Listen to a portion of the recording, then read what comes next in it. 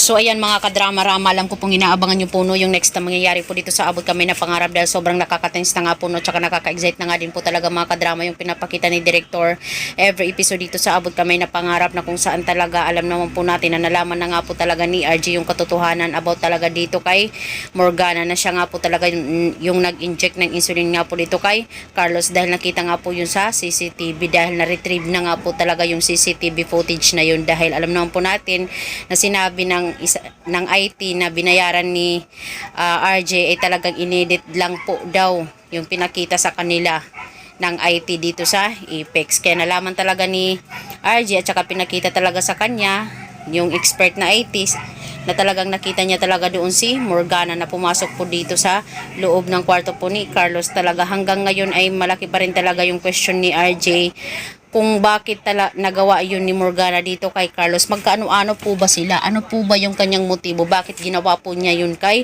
Carlos? At dahil nga po talaga dito mga kadrama, ipapakita possible ni RJ dito kay Zoe.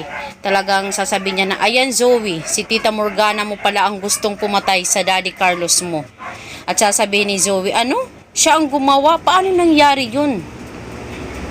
Talagang dahil nga po talaga dito, ay sobra po yung galit na nararamdaman ni Zoe nung malaman niya po na yung totoo niyang nanay na si Moira na Morgana yung pagkakakilala nila RJ ay siya yung gumawa dito sa kanyang biological father. Talagang buong akala kasi ni Zoe ay si Annalyn yung gumawa nun yung pag-inject ng insulin dito kay Carlos sa tatay niya, which is hindi pala kundi yung totoo niya pong nanay.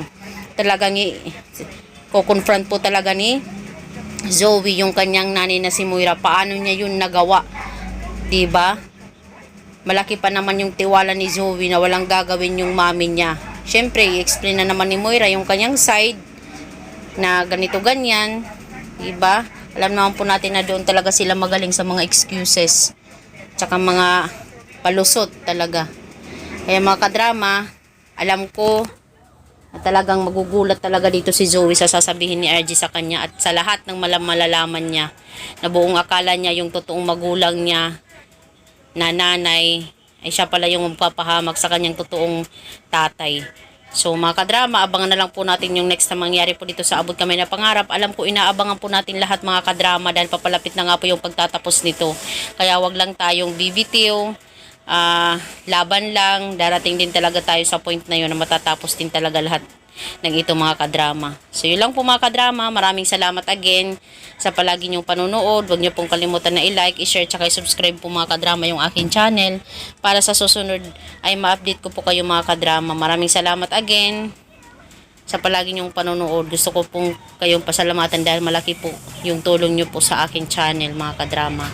So yun lang po, abang-abang na lang po tayo mga kadrama dito sa scenario na mangyayari dito sa Abot Kami na Pangarap. Tingnan natin talaga yung hanggang saan talaga yung kaya ni Moira. So yun lang po mga kadrama, abangan po natin. Bye, abangers!